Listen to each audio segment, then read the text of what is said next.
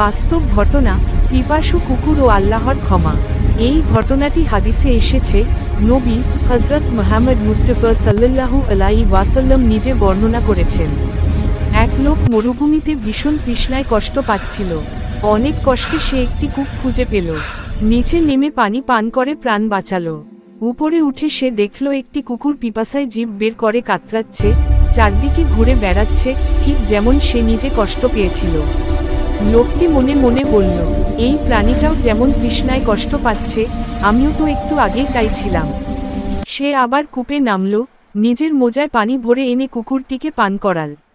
এই সামান্য দয়ার কারণে আল্লাহ তার সমস্ত গুনাহ ক্ষমা করে দিলেন। সাহাবারা জিজ্ঞেস করলেন, ইয়া রাসূলাল্লাহ, পশুর প্রতি দয়ারও কি সওয়াব আছে? নবী হযরত মুহাম্মদ মুস্তাফা সাল্লাল্লাহু আলাইহি ওয়াসাল্লাম, প্রত্যেক জীবের প্রতি দয়ার মধ্যেই সওয়াব রয়েছে। সহিহ বুখারী। শিক্ষা, আল্লাহর কাছে ছোট আমল অনেক বড় হতে পারে। দয়া শুধু মানুষের জন্য নয়, সব সৃষ্টির জন্য। নিয়ত খাঁটি হলে আল্লাহ রহমত বর্ষণ করেন।